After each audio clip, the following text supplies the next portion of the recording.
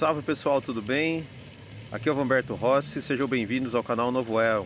No vídeo de hoje, vamos trocar uma ideia sobre as 7 virtudes. Bora? Vamos lá então.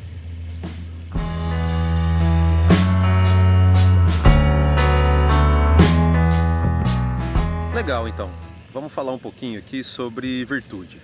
Como sempre, vamos começar pegando a origem da palavra, antes da gente ir para as 7 virtudes propriamente ditas. Virtude é uma palavra que vem do latim virtus, que tem a ver com força. Força, no caso, uma força moral. Mas vamos atualizar um pouquinho esse termo. Como eu já falei para vocês que moral é um termo complicado. É uma força ética, né? É um desejo contínuo, é uma propensão e muitas vezes uma busca, uma luta que as pessoas têm por fazer o bem, por praticar aquilo que acreditam, por ajudar o semelhante, praticar boas maneiras, educação, no trato com as pessoas. A gente pode pensar a virtude também nos relacionamentos, né? A fidelidade, a dignidade, a cumplicidade.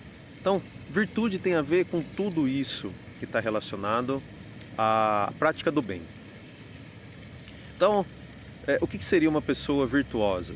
Seria aquela pessoa que ela tem uma capacidade de sempre estar buscando ali, fazer coisas boas, coisas úteis, de dignificar a vida, de transformar a vida em algo mais do que só aí um emaranhado de acontecimentos que a gente vai passando.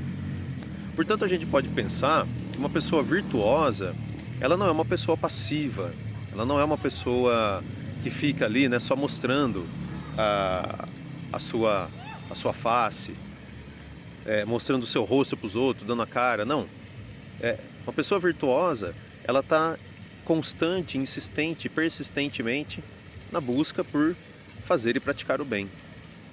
E fazer e praticar o bem nos dias de hoje é muito difícil, muito complicado. Primeiro porque você tem tantas definições do que é o bem que a gente se perde. Que aí o bem ele acaba adquirindo aí uma ideia de que ele é uma ilusão.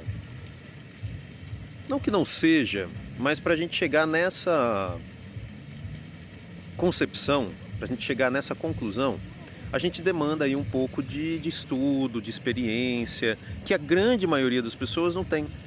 A grande maioria das pessoas atualmente só repetem aquilo que lhes é dito, sem parar para pensar, sem parar para compreender de fato o que é dito. Uma pessoa virtuosa, ela se afasta completamente disso. Ela não se importa exatamente com o que os outros dizem, mas sim com o que aquilo vai provocar nela. Se aquilo faz bem para ela, se ela se sente bem com aquilo que é dito e com aquilo que é praticado. Então, se ela se sente bem, se ela vê que aquilo produz também algo de bom para os outros, então ela continua praticando, ela continua e até transmitindo as suas virtudes. É o exemplo que nós temos dos grandes mestres. Vamos pegar, por exemplo, Sócrates, lá entre os filósofos gregos. Ele foi condenado a beber cicuta exatamente porque ele praticava as virtudes que os próprios gregos pregavam, que os próprios filósofos, os próprios pensadores, e por que não, os religiosos, praticantes da religião grega antiga, praticavam todas aquelas virtudes, né, de fazer o bem, de buscar o ideal, de cultivar a temperança, o equilíbrio. Se a gente for buscar isso no Cristo, né, no Jesus Cristo, a gente vai perceber que foi a mesma coisa. Ele foi um cara que viveu de uma maneira assim muito simples, uma vida muito tranquila, uma vida pacífica, mas uma vida de intensa evolução espiritual, uma vida de intensa prática da espiritualidade. E ele transmitiu isso para os seus discípulos, ele transmitia isso também para as pessoas que iam ouvi-lo nos seus sermões, nas conversas que tinham com ele. E o Buda, Siddhartha Gautama, se a gente pensar também, meio que foi a encarnação, se a gente parar para pensar, das virtudes.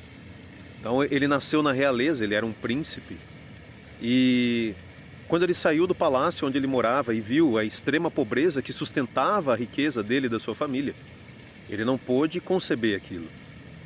Então ele entrou numa busca de entender o porquê que, para a felicidade de poucos, teria que ter como custo a infelicidade, a tristeza de muitos. E aí ele começa toda a sua peregrinação, todo o seu processo de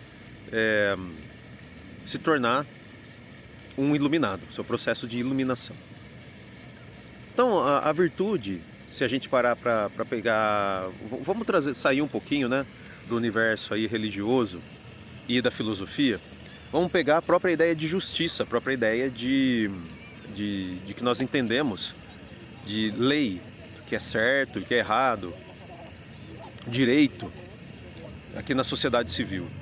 Então você tem um código de conduta chamado legislação, e esse código de conduta ele tem o objetivo de, para quem consegue ler e se apropriar dessa essência, mostra pra gente como que é um cidadão ideal.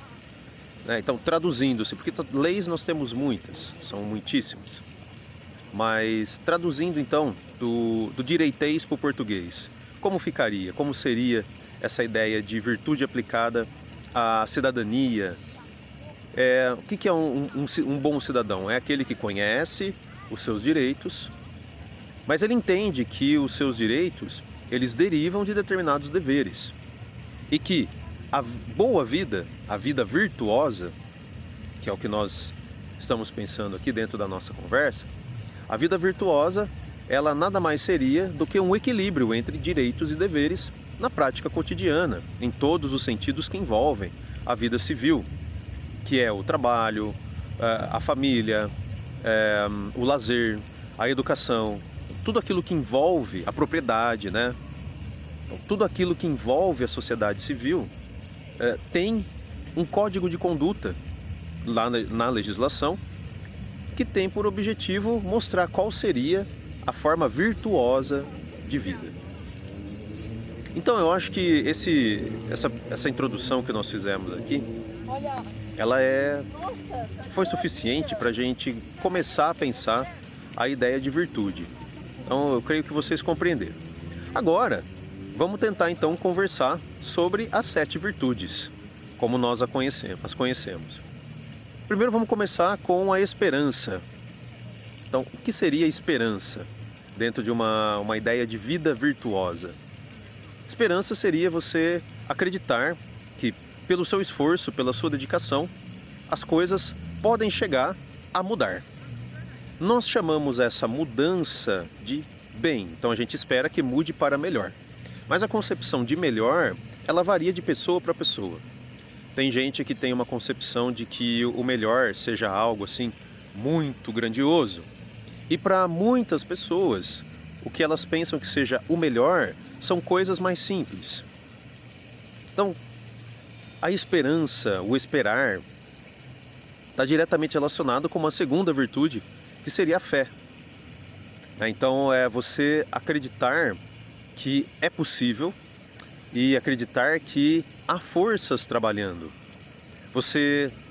E assim, tanto para a virtude da esperança quanto para a virtude da fé, não existe nenhuma base material que vai comprovar isso, que vai te dar, olha, você está no caminho certo, é assim mesmo. Não, é uma questão de confiança que envolve emoções, sentimentos e também espiritualidade. Então essas duas primeiras virtudes, elas são assim provadas no nosso dia a dia pelas nossas experiências. Então, fazendo um exame de consciência da nossa vida, a gente pode chegar a compreender se vale a pena ter fé, se vale a pena ter esperança.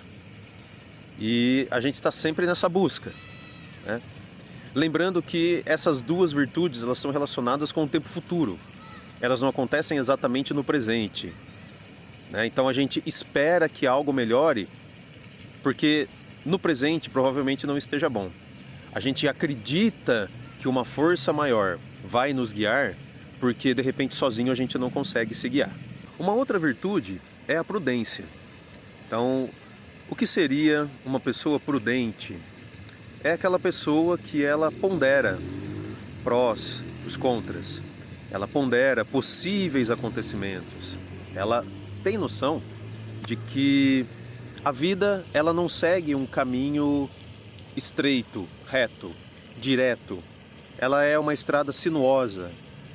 Então a pessoa prudente, ela, entendendo isso, ela leva uma vida mais ou menos ali, compreendendo que haverá sempre determinados momentos em que vai acontecer ali algum probleminha, vai haver algum desafio, da mesma maneira que em outros momentos vai haver fluências, vai haver tranquilidade.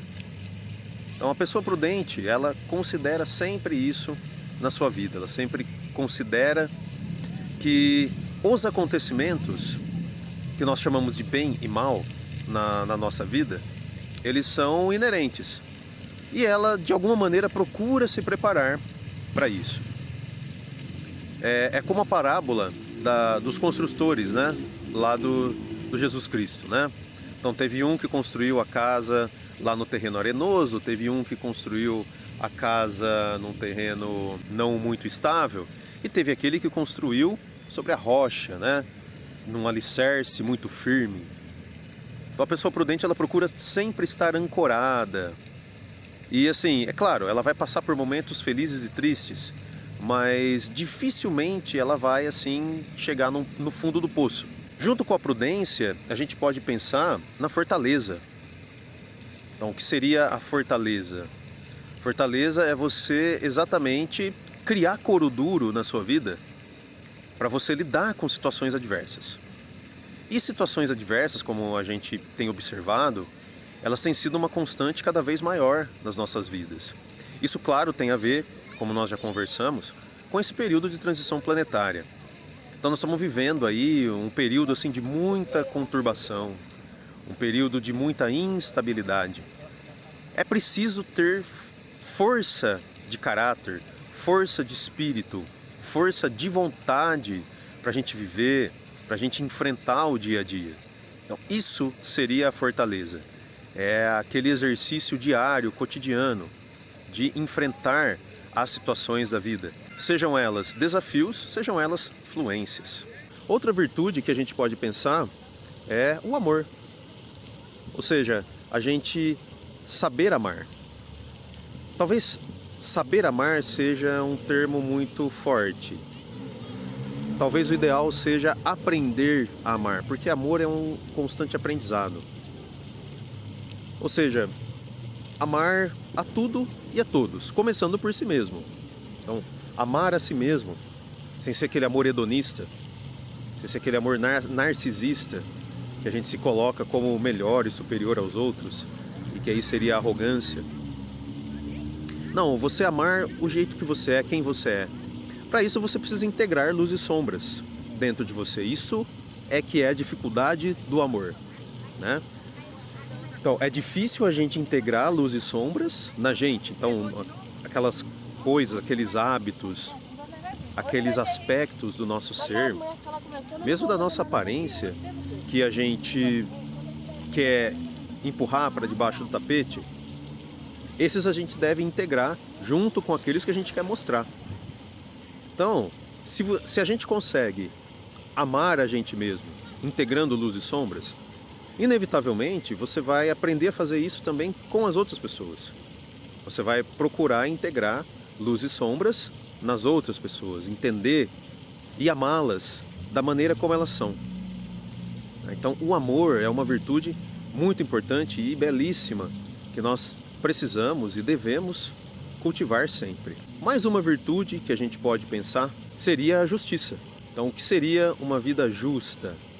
Seria aquela em que a gente compreende que nós temos o nosso espaço, nós temos a nossa individualidade, nós temos os nossos direitos. É claro, a gente vive na sociedade civil, mas também outras pessoas têm o seu direito, têm a sua dignidade, têm o seu respeito.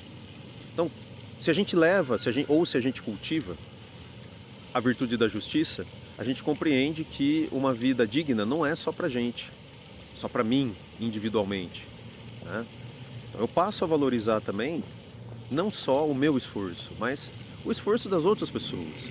Afinal de contas, nós estamos aqui juntos numa caminhada e por mais que nós tenhamos uma vida individual, que a gente tem coisas que nós precisamos passar nessa vida, a gente divide o nosso tempo, o nosso cotidiano, né, todo com outras pessoas.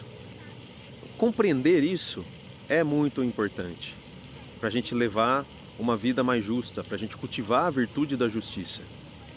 E aí a gente compreender também, né, que muitas vezes nós não somos os donos da razão, nós não somos os donos da verdade. É preciso então sempre buscar, ouvir, observar, analisar, antes de proferir um julgamento. Então, a virtude da justiça ela não se relaciona de forma alguma com julgamento, a não ser o auto-julgamento, né? Que a gente consegue julgar as nossas ações, os nossos pensamentos, se eles foram bons, se eles foram ruins, se eles foram positivos, se eles foram negativos. E aí, com o passar do tempo, cultivando, na verdade, essa virtude da justiça, a gente passa a compreender que, antes de qualquer coisa, nós precisamos ouvir, observar e compreender as coisas, os acontecimentos, as pessoas. A última virtude que nós vamos trabalhar hoje é a temperança. A temperança que é sinônimo do equilíbrio, autocontrole, autoconhecimento. Então, essa temperança é uma virtude extremamente difícil. No vídeo passado, eu dividi com vocês que o pecado da ira é a minha ruína. Por isso, eu estou tentando trilhar o que seria o oposto da ira, que é a temperança. Isto é, o equilíbrio emocional, o equilíbrio das emoções. Evitar a reação, evitar o combate. E eu digo que é difícil porque a sociedade que a gente vive, que ela é toda baseada na competição, ela a todo momento ela nos compele, ela nos joga para o combate. Então a todo momento a gente compete, né? Compete para chegar logo no trabalho, compete por um bom trabalho, compete pelo lugar na fila, compete por N fatores, por N coisas. E essa competição, ela é totalmente desequilibrada, porque ela é entre desiguais. Essa desigualdade, como nós sabemos, tem aí inúmeros estudos de história, de sociologia, de filosofia. Só se você for muito ignorante para desconsiderar todos esses estudos, que mostram pra gente que nós vivemos numa sociedade que ela é desigual. Essa desigualdade, ela é fomentada exatamente porque ela é interessante para determinados grupos que têm o poder e que não querem dividi-lo. Então a gente tem que competir o tempo todo. E é muito difícil você estabelecer um equilíbrio em meio a uma competição. É muito difícil você estabelecer ali a temperança.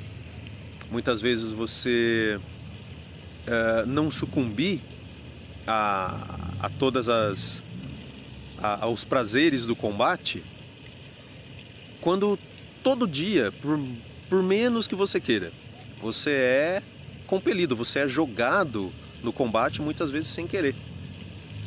No entanto, a virtude da temperança, ela é importante exatamente porque ela vai nos ensinando junto com o tempo como lidar com essas situações adversas, como lidar com competições, como lidar com essas injustiças que muitas vezes a gente é vítima, que a gente é obrigado a presenciar, que a gente vê. Então o maior ensinamento, para mim pelo menos, da virtude da temperança é nunca, jamais reagir de imediato. Dar um tempo. Minha mãe tem um ditado. Eu não sei se ele é um ditado muito popular, eu não sei se ele é um ditado comum, porque eu não ouvi de muitas pessoas, mas ela diz assim: nada melhor do que um dia seguido do outro, com uma noite no meio. É uma sabedoria popular, mas uma sabedoria muito profunda, que é assim, os acontecimentos de um dia não é muitas vezes possível você resolver naquele dia. E às vezes não é nem bom que você resolva naquele dia, dependendo do seu estado emocional. Às vezes é necessário você parar, dar um tempo e depois retornar para aquele problema, para aquela situação. Para que aí você tenha a possibilidade de enxergar outras coisas, outras soluções, outros caminhos, que no momento ali de ebulição emocional, dificilmente você vai conseguir enxergar, dificilmente você vai conseguir ver. Então tá aí, gente, mais um vídeo aqui para vocês das 7 virtudes. Eu espero ter contribuído com alguma coisa aí pro seu caminho. Se você gostou do vídeo, dá o seu like, curte aqui pra gente, que é muito importante pro nosso trabalho. Ativa as notificações, se inscreve no canal para você receber sempre a notificação de conteúdo novo. Comenta. Eu acho que é interessante a gente trocar uma ideia, porque eu não sou o dono da verdade, eu estou aqui dividindo conhecimentos com vocês. E vocês jamais devem levar tudo que eu digo aqui como verdade absoluta, né? Você precisa passar pelo crivo da sua razão, da sua emoção, da sua espiritualidade, tudo que eu passo aqui para vocês. Hoje eu fico por aqui, mas semana que vem a gente continua com mais um vídeo. Um grande abraço, um grande beijo e até lá. Tchau!